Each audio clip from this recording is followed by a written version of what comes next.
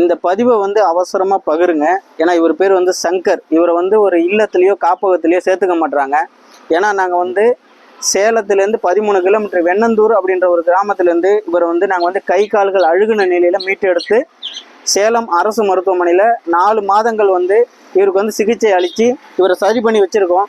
சரி பண்ணி வச்ச பிறகு நாங்கள் வந்து இங்கே இருக்கிற இல்லத்துலாம் ஃபோன் அடித்து நாங்கள் கேட்டிருந்தோம். கேட்டு இது மாதிரி வந்து இவரை சேர்த்துக்குங்க அப்படின்னு சொல்லி கேட்கும்போது வந்து நேரடியாக பார்த்துட்டு இல்லை இவரை இங்கே நாங்கள் வச்சுக்க முடியாது அப்படின்னு சொல்லிட்டாங்க.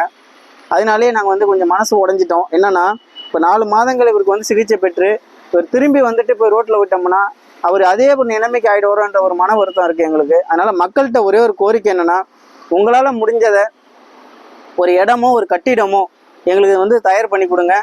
இவரை வச்சியோ இல்லை இது போல் முடியாதவங்களை வச்சு பராமரிக்க நான் சேவை செய்ய அவங்களுக்கு முழுமையான ஒரு என்னுடைய ஒரு சமூக சேவை செய்ய நான் தயாராக இருக்கிறேன். இது போல் உள்ளவங்களை வச்சு பார்க்கணும் தான் என்னுடைய முழு ஒரு நோக்கமாக வச்சுருக்கேன். ஏன்னா வந்து நல்லா இருக்கிறவங்கள வச்சு இல்லை நடத்த தேவை கிடையாது. இது போல் முடியாதவங்களை வச்சு தான் பார்க்கணும். அதனால் இப்போ இவரை கொண்டு போயிட்டு அவர் எங்கே மீட்டு எடுத்தோமோ அதே இடத்துல அங்குள்ள காவல்துறை மூலயமா இவர் வந்து ஏதாவது ஒரு இடத்துல ஒப்படைக்கிறதுக்காக இப்போ அழைச்சிட்டு போகிறோம்.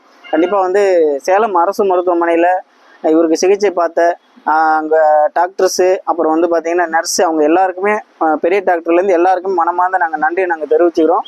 கண்டிப்பாக மேலும் மேலும் எங்களுடைய சேவையை தொடரும். கண்டிப்பாக சப்போர்ட் பண்ணுங்கள். இடமோ கட்டிடமோ எங்களுக்கு தேவைப்படுது. கண்டிப்பாக வந்து எங்களுக்கு வந்து உருவாக்கி கொடுங்க. எங்களால் முடிஞ்ச சேவைகளை மக்களுக்கு செய்ய தயாராக இருக்கும். நன்றி, வணக்கம்.